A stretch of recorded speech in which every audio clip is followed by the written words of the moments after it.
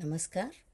मैं Asha Kaushik, professor of political science, retired from department of political science, university of Rajasthan.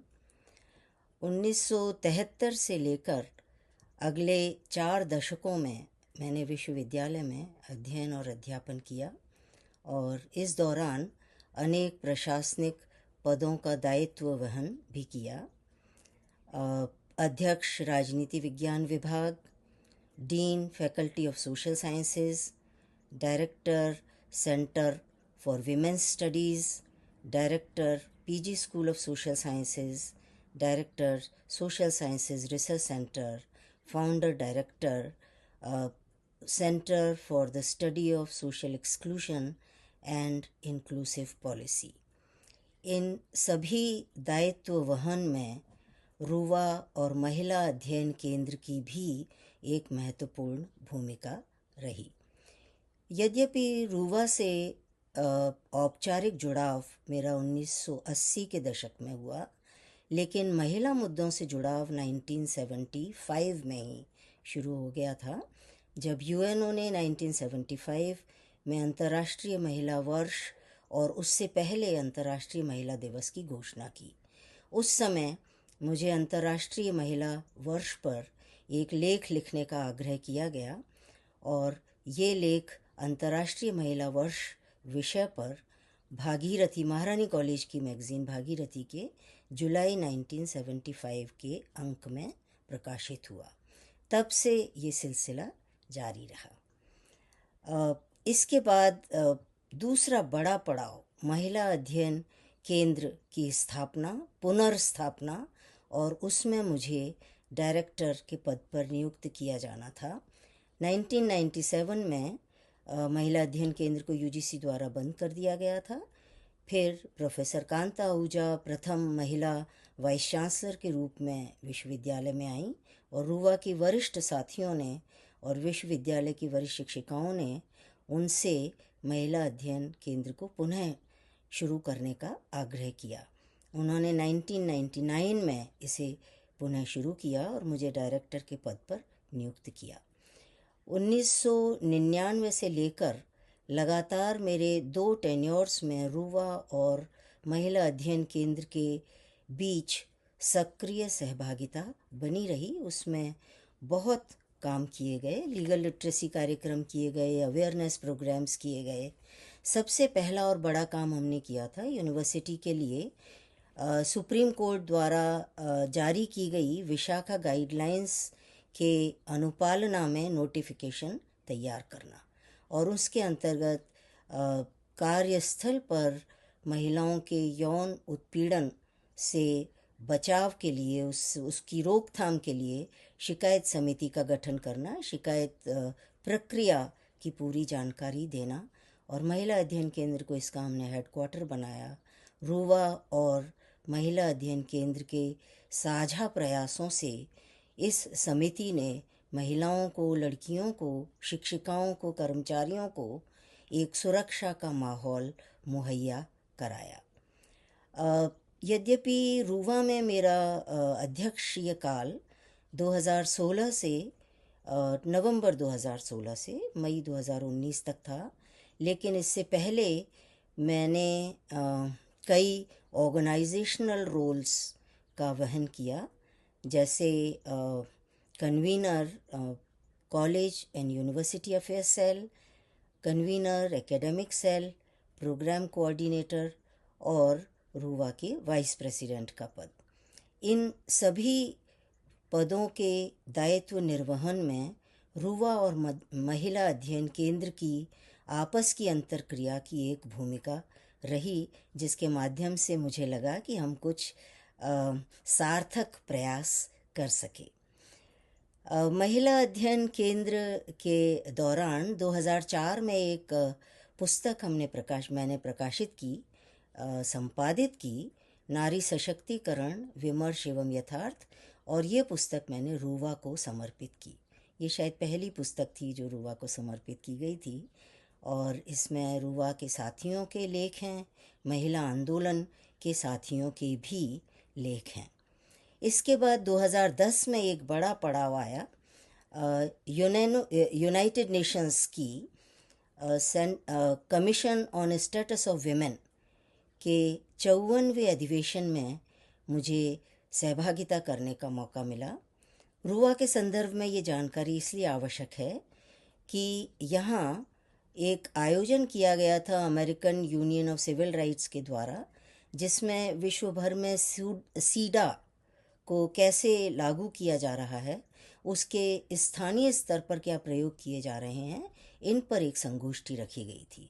मुझे भारत के संदर्भ में और हमारे स्थानीय संदर्भ में अपने विचार रखने को कहा गया। वहाँ मैंने विशाखा गाइडलाइंस के माध्यम से रुवा और विश्वविद्यालय द्वारा किए जा रहे प्रयासों की चर्चा की, जिसको सराहा भी गया। तो ये एक ऐतिहासिक पल था जिसे महत्वपूर्ण माना जा सकता है। इसी अधिवेशन में यूएन विमेन की स्थापना का प्रस्ताव भी पारित किया गया था, जिसे अगली जनरल असेंबली की मीटिंग में औपचारिक रूप से स्वीकार कर लिया गया। 2012 में हमारी मित्र डॉक्टर लाडकुमारी जैन महिला आयोग की अध्यक्ष बनी, राज्य महिला आयोग की, और वहाँ उन्होंने राज्य महिला नीति पर पुनर्विचार के लिए एक रिव्यू कमेटी और ड्राफ्टिंग कमेटी का गठन किया, जिसका कन्वीनर मुझे बनाया गया। और हमने सभी महिला संगठनों से विचार विमर्श करके 2014 में राज्य महिला नीति का पहला ड्राफ्ट मैंने तैयार किया, जिसे सभी संगठनों के साथ साझा किया गया और उसके बाद सरकार को प्रेषित किया गया। 2016 में सरकार बदलने के बाद फिर से उस पर प्रशासनिक आधार पर, प्रशासनिक स्तर पर विचार विमर्श किया गया। मुझे फिर बुलाया गया प्रेजेंटेशन के लिए और अंत में 2018 में इस नीति को औपचारिक रूप से लागू किया गया। रुवा में मेरा अध्यक्षीय काल, जैसा मैंने कहा, 2016 से 2019 के मध्य तक था। इसमें बहुत कुछ कार्य हुए, जीवंत कार्यकाल था। कुछ संरचनात्मक चुनौतियां भी सामने आईं, जिनका समाधान हमने रुवा की सामूहिक प्रयासों से करने का प्रयास किया और किया भी। स्वाधार गृह क्रमोन्नत हुआ, अल्पावास गृह को क्रमोन्नत किया गया स्वाधार गृह के रूप में, और उससे भी जिम्मेदारियां विस्तारित हुईं। उसके बाद अन्य संगठनों के साथ मिलकर रुवा ने पहले की तरह अभियानों में भाग लिया, सरकार को ज्ञापन दिए। 2 महत्वपूर्ण अभियान हमने चलाए थे। एक तो जम्मू के कठुआ रेप कांड के खिलाफ और दूसरा उन्नाव रेप कांड के खिलाफ। इसमें सभी महिला संगठनों के साथ रुवा ने प्रदर्शन किए, धरने दिए और सरकार को ज्ञापन प्रदान किया। इसी तरह डेथ पेनल्टी के सवाल पर भी रुवा ने सभी महिला संगठनों की बैठक बुलाकर एक सुझाव पत्र तैयार किया, जो सरकार को दिया गया। 2017 में हमने रुवा में आरटीआई सेल की स्थापना की। वर्तमान में मैं इस सेल की कन्वीनर हूँ और उसमें हम काम कर रहे हैं। अभी तक 6 शिकायतें हमें मिली हैं और उसमें हमने जो उचित जवाब देना था वो हमने दिया।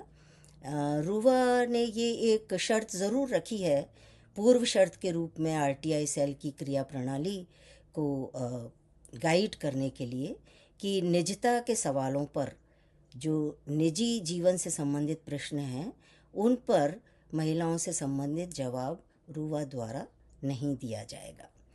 तो ये कुछ बड़े काम थे जो मेरे कार्यकाल में रुवा में किए गए। अभी जब हम बात कर रहे हैं तो ये रुवा का स्वर्ण जयंती वर्ष है। सभी को इसकी बधाई। स्वर्ण जयंती वर्ष में हमने 4 और 5 जनवरी 2025 को एक अंतर्राष्ट्रीय कॉन्फ्रेंस का आयोजन किया, gender equality where do we stand today, इस विषय पर। बहुत अच्छा रिस्पांस मिला। इसमें 7 सत्रों में लगभग 200 प्रतिभागियों ने भाग लिया, सहभागिता की, और सिर्फ देश के नामचीन विश्वविद्यालयों से ही नहीं, अंतर्राष्ट्रीय विश्वविद्यालयों से भी हमारे यहाँ एक्सपर्ट्स की सहभागिता रही। अमेरिका के यूनिवर्सिटी ऑफ आयोवा के हेल्थ एक्सपर्ट्स ने सहभागिता की। इंग्लैंड के लंदन के school of economics and finance के अर्थशास्त्र के एक्सपर्ट ने हमारे यहाँ सहभागिता की।